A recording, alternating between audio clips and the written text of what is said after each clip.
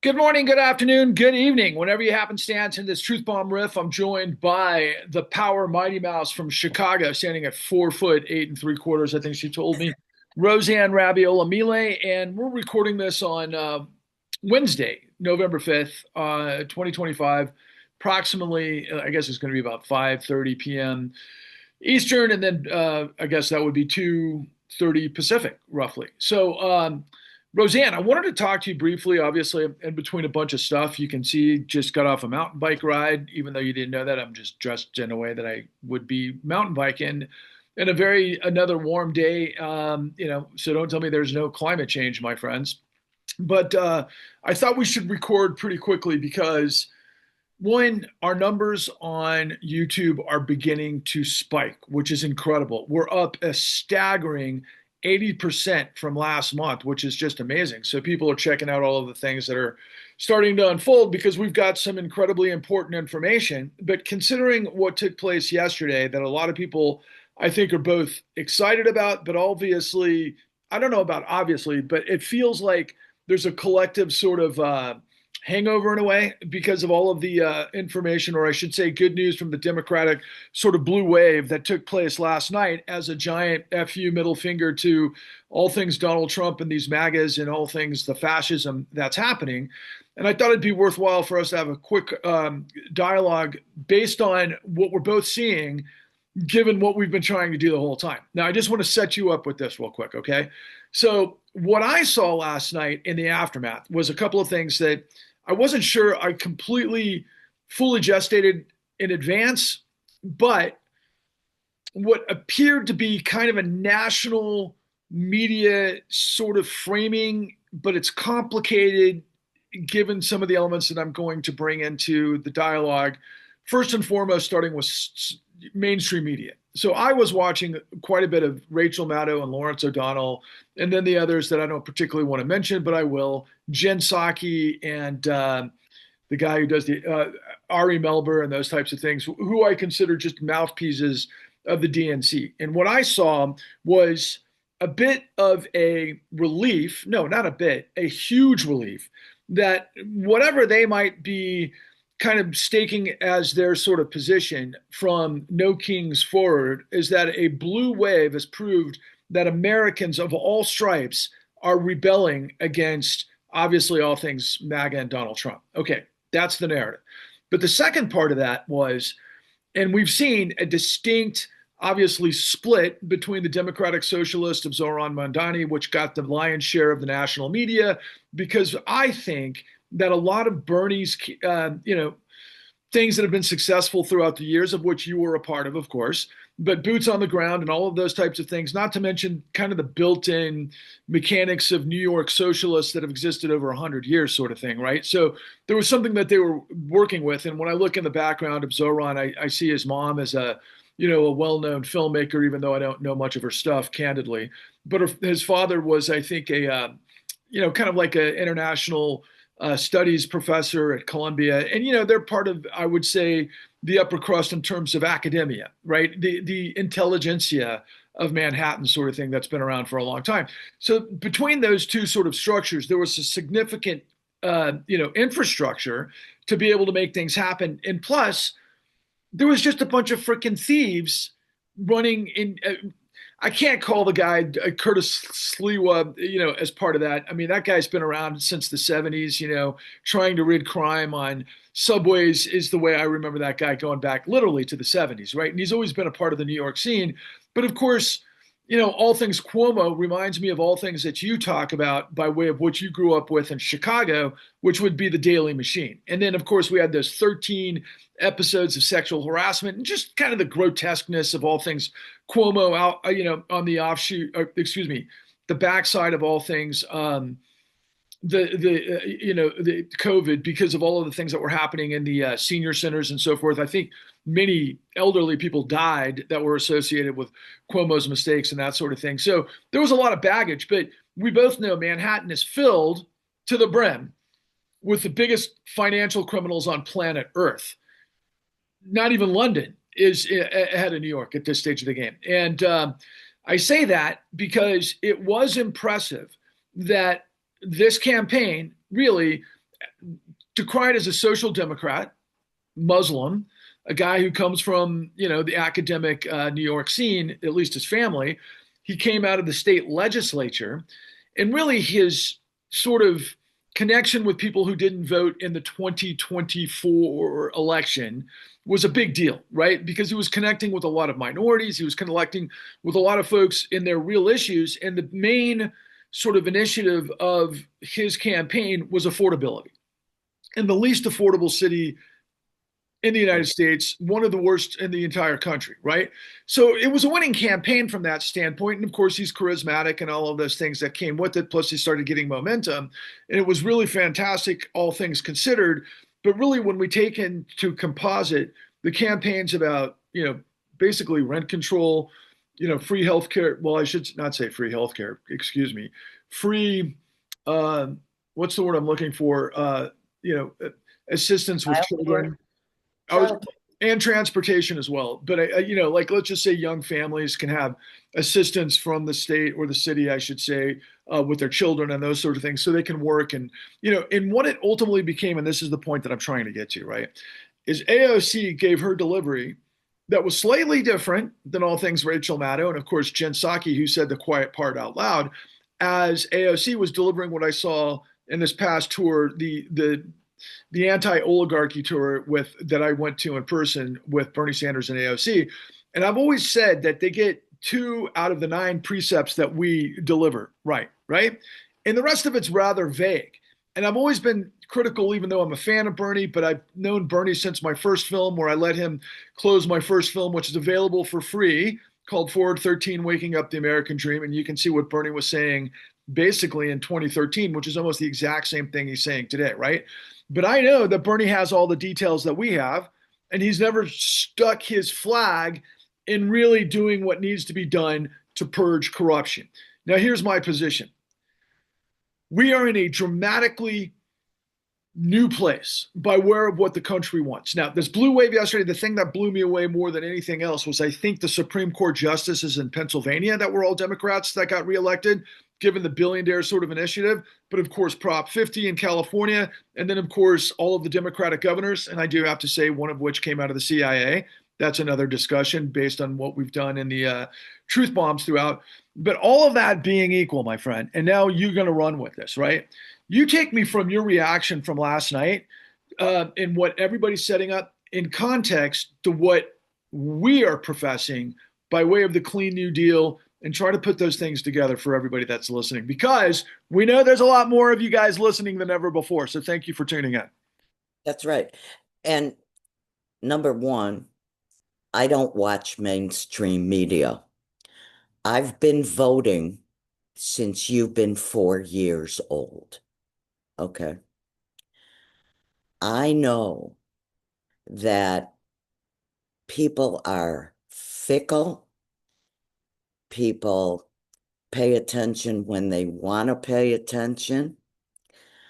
I saw a group of young people who I work with out in the streets, sharing meals and hygiene items and tents to people. They were having a party. I was not having a party.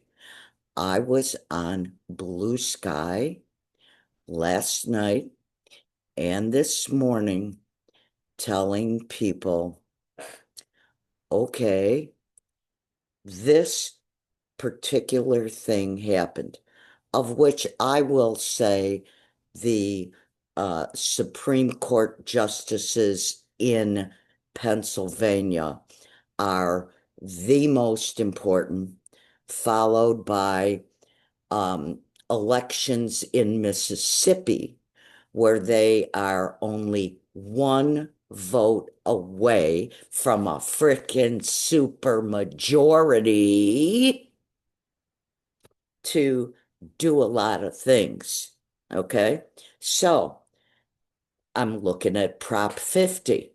Okay, that's good too. All these things are good. I'm not minimizing them. What I'm telling people is when you look at the big picture, When you look at the Clean New Deal, you can have what you have said many times, unleash this renaissance of possibility. When I hear the word renaissance, which I've heard a bazillion times, I think of the best in art, in culture, in bringing numbers of people from the frickin' dark ages into a new place, into a place of possibility, which led to an enlightenment. An enlightenment. What led to the American Revolution, which I think people forget, an experiment. It was an experiment. It was an experiment with, yes, rich landowners, okay, to bring us into a new era. Okay. Now, our new era can be really brought to fruition when we get money out of politics, have integrity in the law, see how the $71 trillion, not billion, not million, when all that money that should have been going to the public purse, that's you and me, that's people in society, how that money could take us off of fossil fuel, give people jobs, give them the transportation, give them the affordable housing, give them the child care, give them the Medicare for all. It's all about priorities. But I want to just go back for a second to the Prop 50. I get emails every month from a gentleman who looks at the registration numbers very, very closely. He was a proponent so that we could have ranked choice voting. He's been saying for I don't know how long. I want to say 2 years, but I could be wrong, where the numbers are showing that non-partisans, no party, no label. The only label is nonpartisan. That number continues to outpace D's and R's and everybody else. Okay. So when I look at Prop 50 and they want to redistrict and they want to do this and they want to do that, wait a minute. What if all the people who don't come out to vote, no matter where they frickin' live, what if they all came out? They're not D's, they're not R's, they're not NPs, they're not labelable at this point, except for they don't frickin' vote. What if people really came out and vote? My idea is we have more good people than bad people. So if they come out and they vote for people of integrity and courage who want to save the planet, who want to have affordable housing and jobs and childcare and better education and screw the private prisons and everything else, if those people come out and make their voices heard and just look at the precepts of the Clean New Deal, we want to have accountability across the board. We don't even have anywhere close to that kind of shit because people are still fiddly-deeing around. Oh, this is happy time. Oh, this is wonderful. Forget about happy time.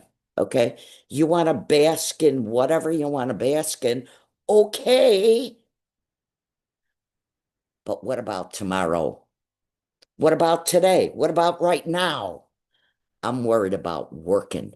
I'm worried about getting whatever energy it is that you have, whatever it is that you feel that this is. See, I don't want to call it a blue wave against Trump. I don't want to call it anything specific. I want to call it people power. That's what I want. All people have to do is look at the precepts of the Clean New Deal, get that frickin' money out of the politics, hold politicians accountable, have integrity, have courage, and we just happen to know people who are like that, who know how we can capitalize on the energy that's happening right now and get to frickin' work and stop the parties, okay? Channel your energy, people, power. Take it away, Patrick. Well, it's great. I love it as always. And you brought up some really interesting points. I was a little stunned to hear you talk about Mississippi the way you did because I was unaware of that. And I'm going to look into that more after we just had this conversation because that is really mind blowing, first and foremost. But look, what I'm most interested in for all of those new viewers out there who haven't spent 689 truth bombs with us, not to mention my previous work in the con, and then what brought me and Roseanne together, which was a podcast that I produced with a former group she was involved with called the Real Progressives, where we did what was known as the Pecora Files. And it was a podcast that had another 20 hours of information that once you understand all of these things, you understand what we've been living through. And this is what I've been seeing. And so, kind of hitting a quick rewind on where AOC was last night. And I really appreciate what she said because of everything that I've been saying the whole time. She's like, look, this is a national movement that's going to be a workers centric sort of initiative that is going to, take fascism head on. Okay, that's slightly different than what we've been talking about the whole time, which is corruption bursts and fuels fascism. So, yes, I understand why Bernie Sanders and AOC have been really trying to target it as a sort of demographic, working class people and the affordability issues. Those are absolutely paramount. However, without understanding the corruption, you don't understand the affordability issues. Now, like recently, I've had, because we're in the trenches every day. We're trying to get a message out there. We're growing, and it's fits and starts, and people start to get it, and some people don't have any idea who we are, and it's like Groundhog Day, even though we've been doing this for thousands of hours. Not to mention all of the elements that we're involved with, the credibility, on high that makes us more credible. Even though I've got this, skateboard hat, and I'm 57 years old, and I just got back from a mountain biking ride. I don't have the three-piece suit on, and I don't have my, PhD behind me. But the bottom line is, I had millions of dollars to go to the ends of the universe and back to get this information to put together with the $90 billion apparatus of our federal government, starting with the Department of Justice and the Securities and Exchange Commission and all of the other regulatory bodies weren't able to do, including state AGs, on behalf of the American people because of revolving door corruption, of which Bernie Sanders always says, hey, you know what? We got to get rid of Citizens United. That's right, Bernie. What else is connected to Citizens United? Oh, yeah. And look what happened to him. Look what Well, and it happened happened, to and him. and I'm glad you brought that up because see, AOC. What I saw last night was AOC saying this is a literally a national referendum that's going to be a workers' struggle. Quite frankly, is what I was hearing. Okay, and then I heard Jen Psaki on MSNBC basically make the position that, oh yeah, and it's Obama's starting to come out of the shadows to make his proclamation, and yet he didn't, of course, endorse, Zoran. and of course Chuck Schumer did and all the rest of it. But it was just so crystal clear, this machinations of what Bill Black always talks about, which is we've got to cut the ties, not to just no kings, but to the robber barons. Okay. And what the way I interpret that and the way I try to convey it to the American people is it's the billionaire apparatus that got tens of trillions of dollars for free after the world's largest racketeering enterprise that never ended. And by the way, the exact same thing is going on right now, except the only difference between now and let's say 14 years ago is maybe a sovereign debt crisis. There's some really interesting things on the march and has been since 2022 because of BRICS, because of currency swaps, because of all the stuff that's happening in the shadow sector. But ultimately, it's the same game. Like I try to tell everybody, the DNA is the same with all collateral and commodities as you bake it into a securitization process of which there's financial derivatives. Okay, that's pretty much the entire financial system. But when you understand the central bank of the United States, you understand, okay, the idea is that we're supposed to have the mandates, which is low inflation and full employment. What it is to basically prop up real estate and assets for the uber billionaire class, of which they backdoored illegally, which anybody can find and challenge me. And if you're, just a Johnny come lately, I welcome any criticism. There's a lot of information we have. I can assure you this thing that we're doing right now didn't just happen overnight. It's been the righteous grind, slogging through the trenches to try to get people to understand the information that we have against all odds. And everybody who doesn't know who I am, just know that the folks that are running the entire Republican billionaire apparatus that has completely created a hostile takeover of our democracy and our legal system and everything else, they know exactly who I am. Not to mention, all the big guns and all the biggest asset managers on the world, they all know who I am. Why, Roseanne? Who am I? Well, my friend, you made the con. You talked to these people. I'm always amazed if there's another person that you bring up that I haven't heard about for the last 5 years. And the message is you have the $71 trillion truth. Everything that you're saying is not rocket science, it's racketeering. And what my good buddy, Tom Murphy, who was the law enforcement officer who did the investigation that got that case to the Attorney General of Ohio, Mark Dan, one of the new untouchables, he always says, it's theft. People, they're stealing from you. They're stealing from you. They're stealing from you.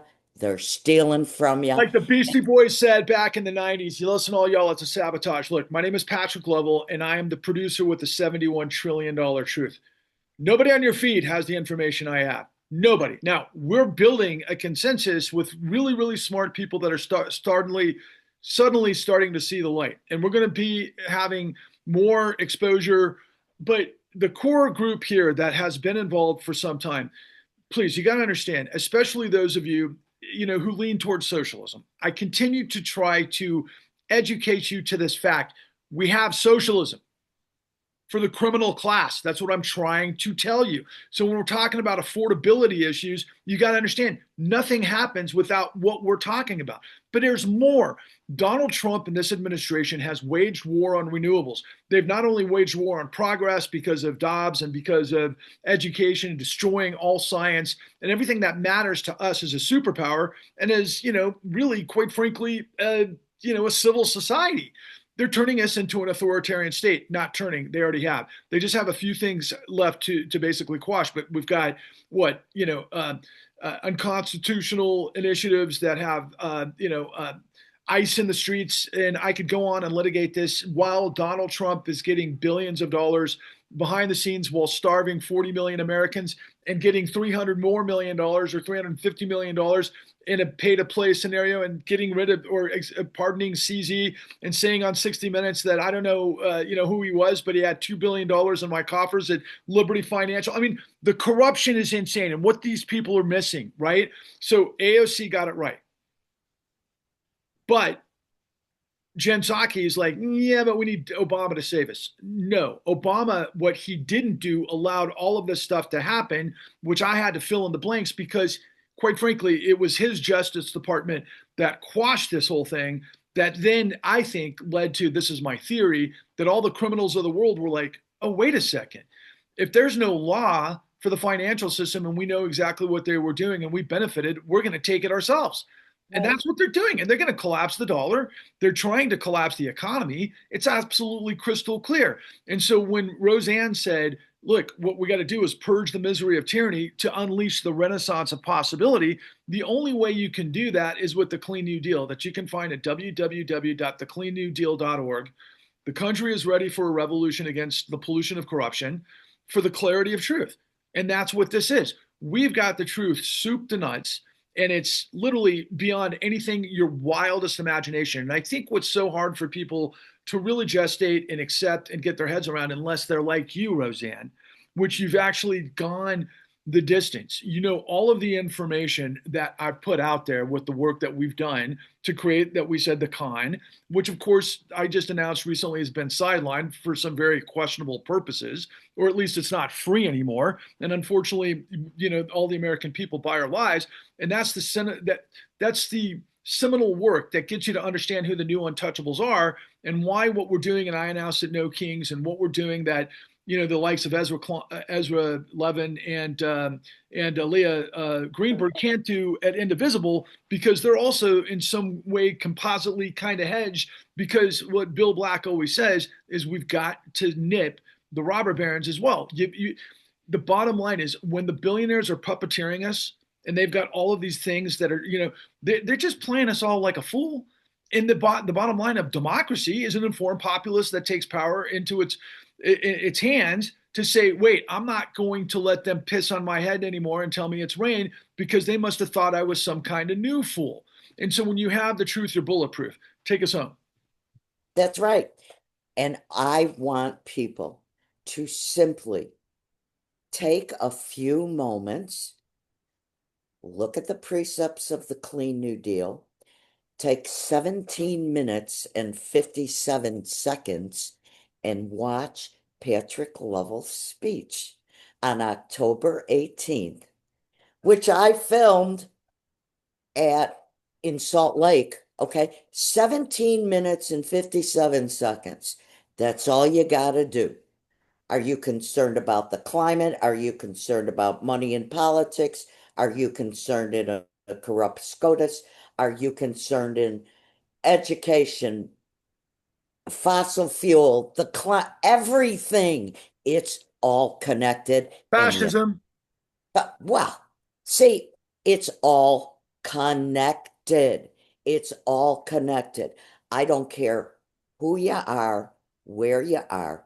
You look, you absorb it in your head for 17 minutes and 50 something plus seconds, okay? And ask questions. I'm on Blue Sky all day long. Patrick is on Blue Sky. Ask us a question. That's all you gotta do, honey. Look, it ain't costing you shit to send us a message, to repost a post, to educate, to get that information out. That's all I want you to do. I ain't asking. You know what? I'm asking for your time. I'm asking for your heart. I'm asking for your head. You want to save your grandchildren? You want to save future generations? You want to get the truth instead of some made up bullshit? That's all you got to do. You got 17 minutes? We got it. I'll have all that. I'll have all that stuff in the description below. But really, there is not a concerted effort that is in a meaningful way to be able to literally purge corruption. Because everybody who is somebody that has been corralled for you to be able to, put legitimacy towards, and, they're the guys that got to listen to, they're not telling you the whole truth, nor have they. My question to all of you is, if they've been around for 15 years in positions of power and we end up with this disaster, how are they going to get us out of this? Yeah. Okay. They're not. And as much as I love Bernie, and I do like AOC quite a bit, I think she's a lovely human being, and I get the whole workers initiative, but without connecting it to the connection, you're flying blind. And we have those answers. We know how to put this whole thing together. So I ask you, my friends, and by the way, just for clarification, we're not running for office, but if you know anybody who is, we're trying to build a national movement that's a progressive movement with the truth to crush corruption and the fascism fuels. Because if you, me, and everyone you see who isn't a Nazi, who believes in dignity and decency and liberty and integrity and sustainability, when we merge in unity behind the Clean New Deal, my friends, that is our destiny to purge the misery of tyranny and unleash the renaissance of possibility. All you have to do is stop lying and stop buying lives. Because when you have the truth, you're bulletproof, and you'll check it all out in the section below. We're just asking you guys. We're always available for questions. I know sometimes you get caught up with all of your feeds. You can't really orient towards anything else. We're telling you right now, it's not rocket science. It's racketeering. Thank you guys for joining us. We'll be in touch. Definitely check out Roseanne Rabiola at the Clean New Deal on Blue Sky, as well as new to Substack. And we're just trying to expand as rapidly as possible. And by our numbers, I can tell you right now, we're seeing like the hockey stick. And so thank you guys for joining us. And we look forward to more of you guys. And please, whatever you do, like, subscribe, and share. Join us. Get your head around our information. Thank you. Onwards and upwards, my friends. Be well.